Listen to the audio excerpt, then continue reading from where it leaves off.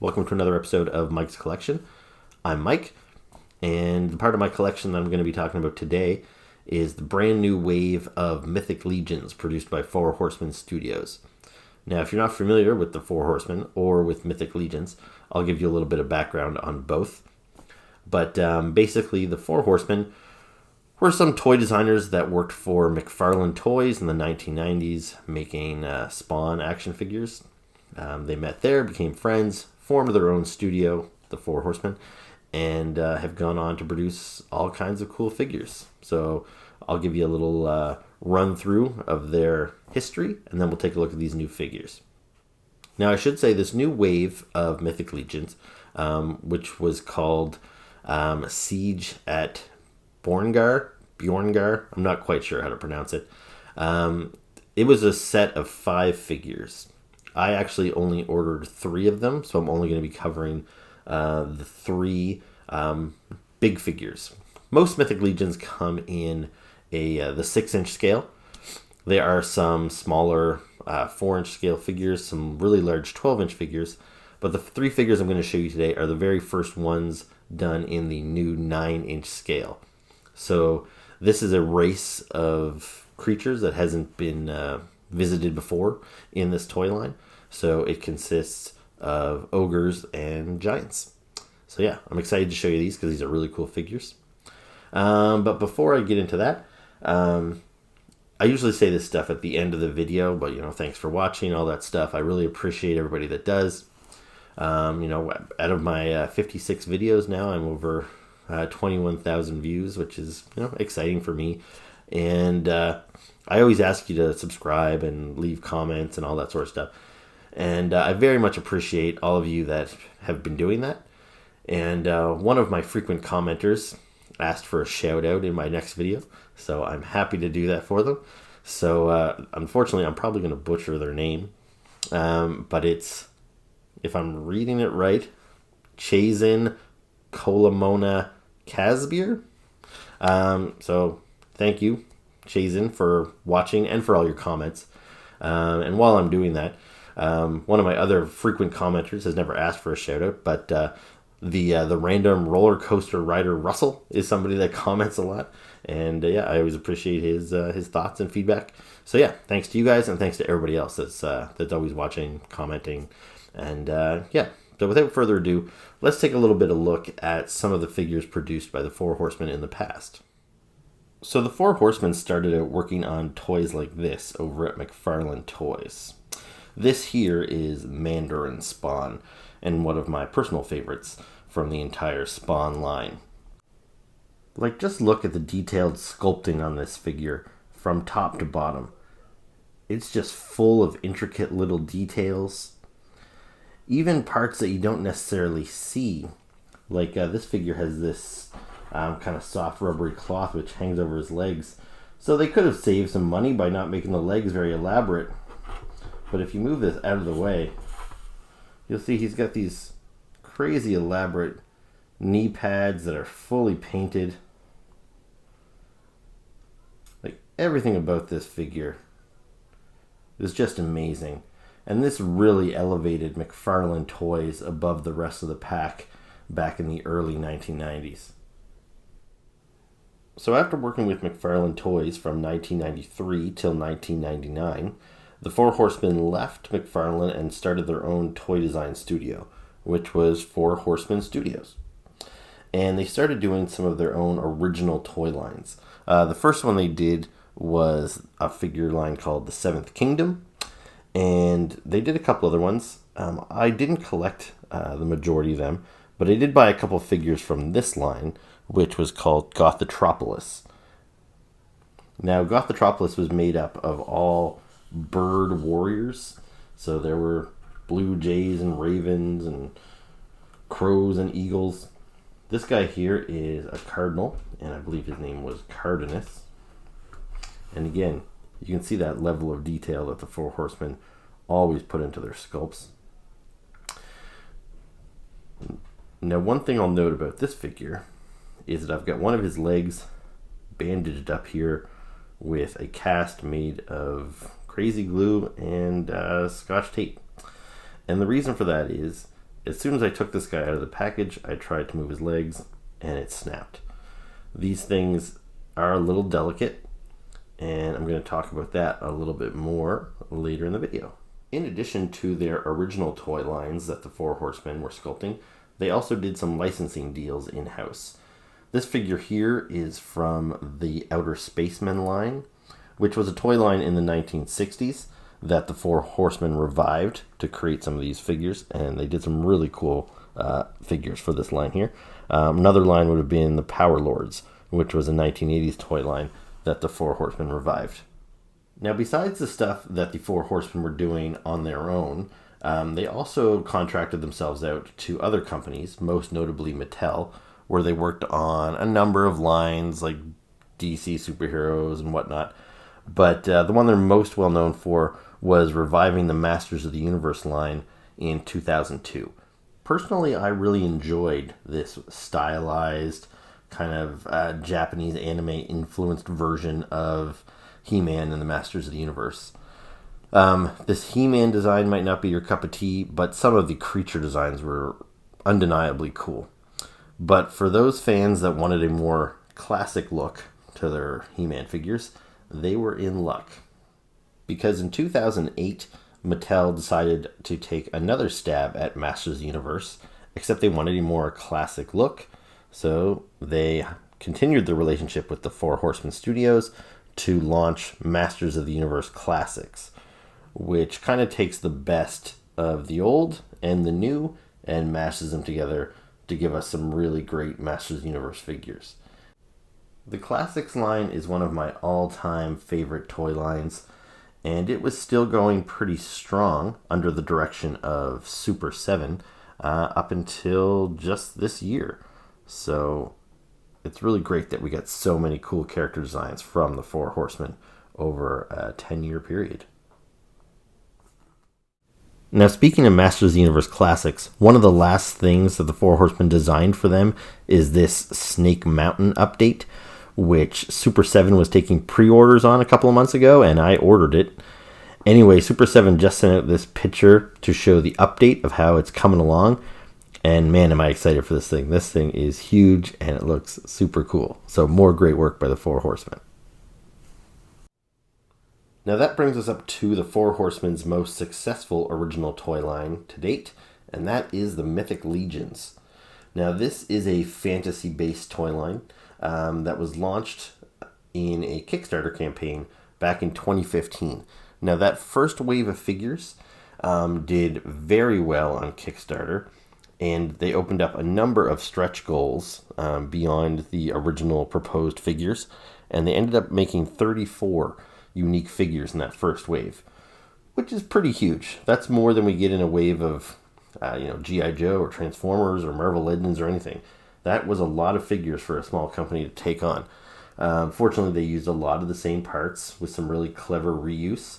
Like you can see here on these two figures here, they've got a lot of shared pieces, but all the characters look very unique, and they came up with all kinds of really cool designs, from knights to orcs to skeletons, and everything else you'd expect to find in a fantasy-based toy line.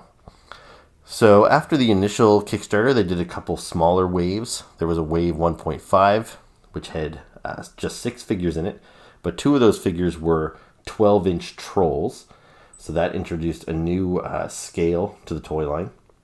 The first series, not only did they have the standard 6-inch figures, but they did have some smaller, like 4-inch goblin figures and kind of hobbit figures and whatever. So I didn't get any of the smaller figures. So all you're seeing here is the 6-inch figures.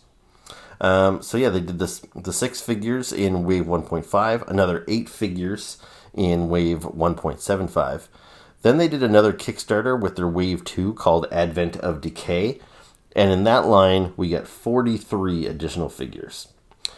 Following that, they kind of stopped numbering the waves, and they've just been giving them names. So we had Colosseum, which was another 7 figures, Wasteland, which was 6, Soul Spiller, which was 8, and I don't know if I can pronounce these last 2 right, but there was Arethyr, which was another 8 figures, and then there was Siege at Bjorngar, which is what we're going to take a look at in a minute. So you can see with these designs, they're all very original, and some of them are clear nods to the work they did on Masters of the Universe here. This is a figure called Kkurzog, and he is definitely, undeniably, an homage to Battle Cat from the Masters of the Universe. So now that you know the history of the Four Horsemen, let's take a look at these brand new figures from the siege at Bjorngar. So here are my new Mythic Legions figures in the packaging. Here's the back of the packaging where they all feature the same artwork as well as the same little background story to the Mythic Legions world. There's more artwork on the side of the packaging, including artwork featuring one of these brand new characters. You'll see the unique characters have a little bio on the packaging that explains a little bit about them. And then the last character, who is just a generic army builder, he does not have an individual bio. There's some more cool artwork on this side. And in the bottom corner, there's these logos which show you which clan these characters belong to. So not only is this a new scale, but it's also a new type of box. Most of the smaller figures come on blister cards, which are resealable. But these boxes here designed for these new 9-inch figures are brand new, featuring all new artwork and just an all new design. So first up, we're going to take a look at Bolthor the Tower.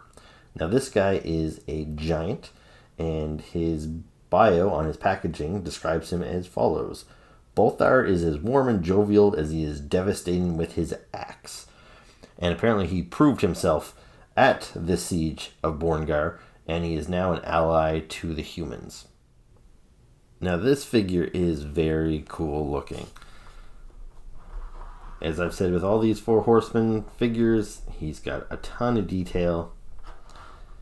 Like taking a look at his face here, you can't see his eyes or anything under his helmet, so it's got kind of a very menacing look. He's got these horns, which are asymmetrical. At first I thought maybe they were articulated and you can turn them, but it seems to me that they are stuck in place. So that was totally intentional that they are asymmetrical. You can see there for articulation how his head moves, so it's ball jointed. It's got a good bit of articulation to it. In his chest here, so again, lots of sculpted detail there in the muscles and the veins, his ribs there. The on his waist here, so this is a separate piece. I don't know that I would try and take it off necessarily, but you probably can. Same as this, so this is a separate piece of soft plastic, as well as these furry bits here. So you might be able to remove that. I don't see an obvious strap or anything where you would remove it, so I probably would not recommend it. And his boots, so very cool, big spiky boots, similar to what we've seen on other characters on a 6-inch scale, but I imagine these are newly sculpted just because of the size of them. So you can see all these little details are painted as well. So all these little pins and screws on his uniform are individually painted. Lots of different paint colors used and weathering effects. All looks very cool.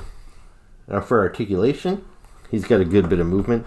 So you can see there his arms are ball jointed, they go up and down. Moves at the elbow, spins at the wrist, also articulated at the wrist. Spins at the waist, and the legs move in and out, bends at the knee. It's kind of hard for me to do this right now. And the ankles are ball jointed, as well as they've got a joint to move forwards and backwards. Now, I mentioned before about how these figures are delicate. These figures, the Four Horsemen seemed very aware, and they wanted to make sure that all the consumers were aware just how delicate. They sent out an email about these figures. In the same one, they sent an email to say that these figures had shipped out, and they said make sure that you warm these figures up before trying to pose them. And each figure came with a little paper warning that said that these joints could be prone to snapping unless they are warmed up before posing him. So as excited as I was to open up these figures the other day and to get them all start playing around with them, I did have to open them up and then take the hair dryer to every single joint on every one of them just to be sure that I wasn't going to break anything. So that was a little time consuming, but at the same time, it was kind of fun. It made me appreciate all the different joints that these guys have. It really kind of forced me to stop and really look at this sculpt and appreciate all the work that went into it. So yeah, really great looking figure.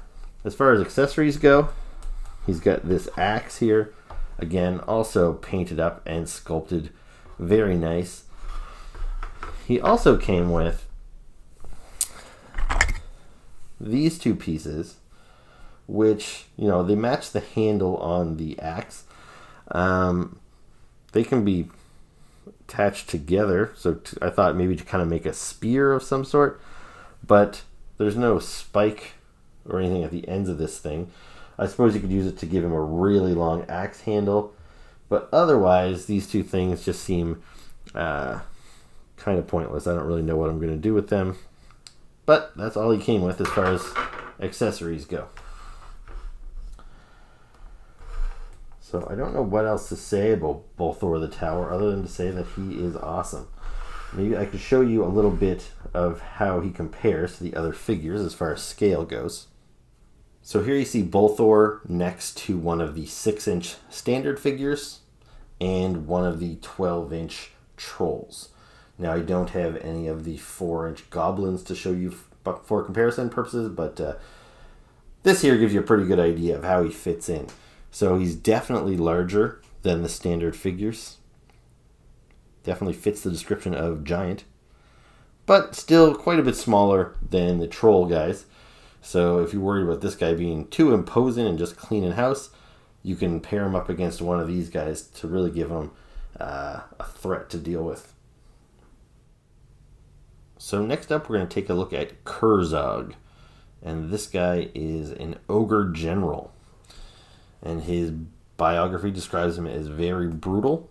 The ogres are ancestors of both the orcs and goblins, which are figures that have already been established in the Mythic Legions world. And yeah, these guys are supposed to be really brutal warriors that really bolster the armies. So yeah, very cool.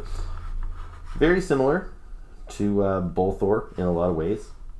The sculpt, I would say, is shared largely throughout the torso, like this, the body, the arms, the hands, this piece here, the harness, the legs.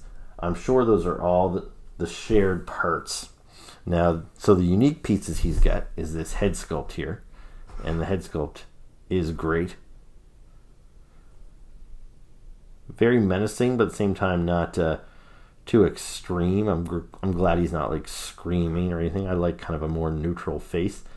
And this guy is believable as a general. He doesn't look like just some big dumb monster. I like the paint around his mouth. It actually looks like he's got some kind of drool coming over his lip here. It's got kind of a wet look, which is really cool. The other pieces, which are obviously newly sculpted, are the feet. Bolthor had those big spiky boots on, where this guy's got more like big bear Hulk feet. And this part here I also believe is identical, the kind of detachable waist piece. He's also got furry loincloth, except his is a different color. Now maybe let's pop the two of them up here beside each other and take a look for comparison purposes. So here is Kerzog and Bolthor. So when you want to look and see what parts they share and what are different, you can see their feet are quite different. He's got the bare feet, whereas he's got the big spiky boots. The loincloth piece there is actually a little bit different. They both have the same bones hanging off the front. Like this is all similar, but his crest, which is kind of a scary skeleton face, is different than his, where he just kind of has this Nordic type crest. Another place where they differ is the cuffs here. He's got just like these small little cuffs, whereas this guy's got some big spiky cuffs here, and they've got buckles in them, just a lot more detail. As for the harness, that looks to be the exact same. And you can see their weapons are different. Whereas Bolthor had this axe, Kerzog has this much bigger kind of four-bladed weapon. Looks like a big giant axe you can swing from any direction, and it would be deadly. Also something I would not want to get poked with. Like Bolthor, Kkurzog came with this extra piece, which I guess you could give him a really long staff. That might look good if you wanted to, say, have him hold it with both hands or something. But otherwise, I'm not really sure what to do with this piece here. But otherwise, a very cool looking figure. And I don't mind at all that these guys share a lot of parts. They both look like very unique characters. And yeah, they are both awesome. And lastly, we're going to take a look at this nameless Ogre Warrior. So this character did not have any sort of bio because he's not supposed to be a unique character. The intent is that you could buy this figure multiple times. And I guess this would be kind of the standard helmet that the Ogre troopers would wear. Now, this figure, again, shares a lot of the same parts. You could probably recognize by now that the harness is the same. The buckle here looks to actually match what Bolthor has rather than Kerzog. Same as where Kerzog, the other ogre, had bare feet. This guy's got the big spiky boots that Bolthor had. But this guy does have the elaborate spiky kind of wrist guards that Kerzog had. So he's kind of a mix of both parts. For weapons, he's got both. He came with Bolthor's axe as well as Kerzog's four-bladed axe weapon. Now, I pre-ordered all of these figures several months ago, and I can't remember exactly what I paid for them, but I can tell you that this guy was a little bit cheaper than the other two, maybe $10 or so difference. And the reason being is that for all the unique characters they produce, the Four Horsemen always tries to give you some of these army builder characters, and they make them a little bit cheaper. That way people that want to build large armies can do so without breaking the bank. And one of the ways that they're able to sell these guys for a little bit cheaper is to reduce the paint applications. So I think at a glance this figure looks just as good as the other ones, and you wouldn't even really notice it. But how I pointed out that every little rivet was painted on the other guy's harnesses and stuff, you'll see this guy, all of his accessories are just painted in a flat gray. There's no additional paint apps on anything here. Even his weapons are all just cast in one solid silver color. There's no additional paint apps on him. It might stand out as a little bit more obvious once we bring all three figures up here together. But just on his own, I don't think it looks cheaper or anything at all. I actually think it looks still pretty cool in just the flat gray. And they didn't skimp out on the apps on the rest of him. I don't know how much paint's involved in this. He's clearly molded in green plastic, but there's definitely some paint work throughout here to give him some shadowing and just to bring out some of the detail. It looks like there's maybe a black wash over a lot of this. And then on his face, his teeth are painted, and he still has the same kind of gloss on his lip that Kerzog had. So yeah, by no means a cheaper looking figure, but it is nice for collectors that he was actually a little bit cheaper. So here you see all three figures together, along with their accessories. I actually forgot to mention that with the generic orc soldier, he did come with a pair of the simpler wrist cuffs, the same ones we saw on Bolthor here. So if you did buy this figure twice, there is one way to diversify them a little bit by putting these cuffs on here instead of these ones here. It would have been nice if maybe this figure came with an additional head. Now, mind you, that would probably increase the price a bit. But if there was maybe one without a helmet or maybe one with a different helmet, just so you could have a little bit more variety. But otherwise, the wrist guards is a nice little, probably relatively cheap add-on in order to make these guys a little bit different. So yeah, now that you see all three of them together, you can see how the generic trooper is made up of parts from both. which is good because if you were just, say, interested in the ogres, you wouldn't want them to be the exact same, both with bare feet, both with the same belt buckle and all that sort of stuff. This way you get a little bit of variety by taking some of Bolthor's parts and adding them to Kerzog and getting this nice generic trooper. So there you go. These are the Siege of Bjorngar 9-inch figures, and they are all excellent. I already have a pre-order in for Mythic Legion's next 9-inch figure, and I'm even more excited about him than I was before. So I hope you enjoyed my review of the new 9-inch scale Mythic Legions figures from their Siege of Bjorngar wave. So these things just came out. They should still be available. If not on the Mythic Legions website, probably at some online retailers like Big Bad Toy Store and whatnot. So yeah, I highly recommend you track these things down because they're really cool. Especially if you have a couple of Mythic Legions in your collection, like I do. There's no way I could go all in on this line. There's just too many of them, and they're just too pricey for me to collect them all since I can buy all this other stuff. But I always like to get a couple of choice figures from each wave, and I'm really glad I bought all 3 of these 9-inch scale figures because I think they're really cool, and they look really cool on display too. So yeah, that's all I have to say about that.